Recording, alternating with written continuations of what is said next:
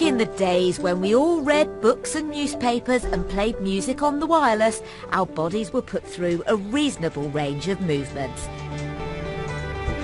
Yet as we're increasingly using tablets and smartphones for, well, pretty much everything, we're spending a lot of time both typing and reading on them, using a few very specific actions many times. We've known for a long time now the issues that being sat at a computer for too long, not sitting comfortably without taking screen breaks can cause. But tablets and smartphones haven't been around for so long. And of course one of the joys is that you can use them anywhere. But we do need to get to grips with how to enjoy them comfortably. By bending over these small devices and spending long periods of time, it puts our muscles and joints at a mechanical disadvantage. They have to work harder, we expend more energy. People come to us and describe a whole range of symptoms and problems. These range from pain and aching through to tingling, pins and needles and numbness and swelling. It can be headaches, it can be any range of these things, ranging anywhere from the neck, shoulders, elbows, hands and wrists. A recent survey by the Chartered Society of Physiotherapy suggests 2/3 of UK office workers go home and spend a further 2.5 hours on their mobile devices. So it's no surprise that visits to the experts are increasing, with repetitive strain injury being one of the main issues. Hands are a very complex system of tendons and pulleys, and when you use them repetitively they're sliding up and down and you're getting inflamed and thickened, and then they trap the nerve. For instance, at the wrist there's what's called a carpal tunnel where there's tendons running up and down the wrist, and it traps the median nerve. They get inflamed tendons, traps the median nerve, and the patients wake up during the night with tingling in their fingers, shaking their hands, very uncomfortable. It's what we call a neuropathy. And there's no real sort of instant treatment for that. They have to rest and they have to have other treatments, sometimes injections, sometimes surgery. It's been a few years now since the concept of blackberry thumb emerged, a condition triggered by repetitive use of the thumbs with little involvement from other fingers. And for some, like Mandy Saunders, the consequences have been serious. I was really surprised that just through using my phone, my mobile phone, that I would end up in the position I was in, where I had surgery and in a cast for 6 weeks afterwards.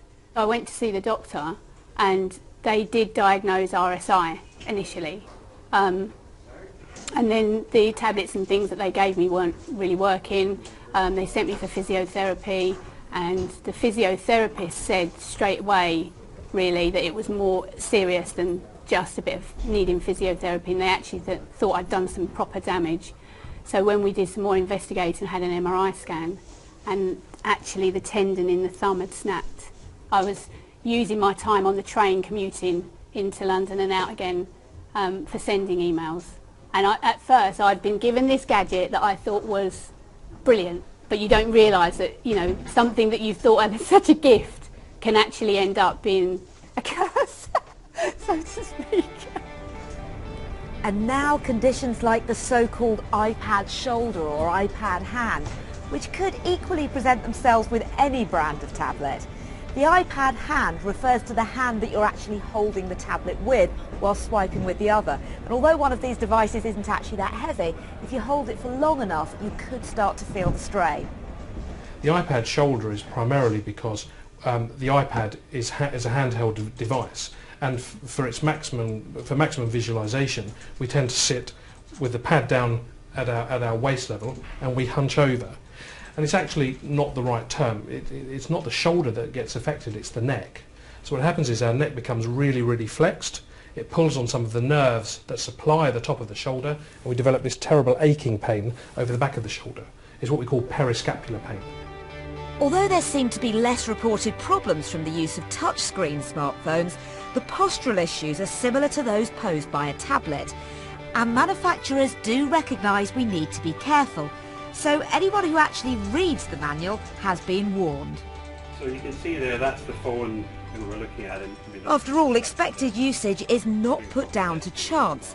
The ergonomics of devices are closely monitored before they make it into the hands of consumers. I think people probably did expect thumbs to be used, but I don't think people realise how intensively folk would use them.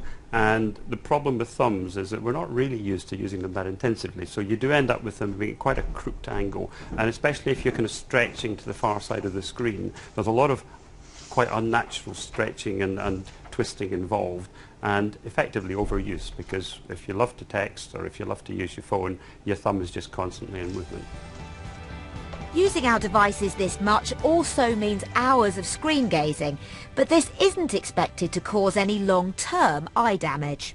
It is quite common that people get dry eye symptoms when using these devices for long periods of time, because the blink rate goes right down. If you video someone reading, they will blink very infrequently, so the eye can dry quite severely. And if none of this is enough to put you off, well, the experts advise taking reasonable breaks and making sure we're sitting comfortably. Just make sure you're sitting with the back of the chair in the small of your lower back. You make sure your shoulders are pulled back, and you make sure that your neck is not flexed but is centred above your head. Then if you can bring your device closer up to eye level, so that therefore you don't have to flex your head and get these muscles tied. And if you can hold this posture, you'll certainly reduce the chances of getting these aches and pains. And then there are the stretches. You stretch out and then hold it, and slowly it comes back in, and that strengthens the muscles over the back of the forearm. And if you did the opposite with a ball, it would strengthen the muscles over the tendons over the front. Look to one side, right the way fully to one side. They lower the ear down onto the shoulder. They put the left arm right down, hanging loose, and they put the right arm over onto the head, and then stretch the head down. And then turn to the side, and it's the walk like an Egyptian, if you remember the 80s. Lean forward, lean backwards. If you're stretching the left hand, you're putting your right hand over the inside of your fingers and just stretching it back like that and holding it back in that position. Or there's the tech that can, well, save us from the dangers of tech. The iArm aims to prevent iPad injuries, whilst also giving you something to eat your dinner off. Here's a device that gives your fingers a smartphone fit workout. Or you could get the posh version of the elastic band.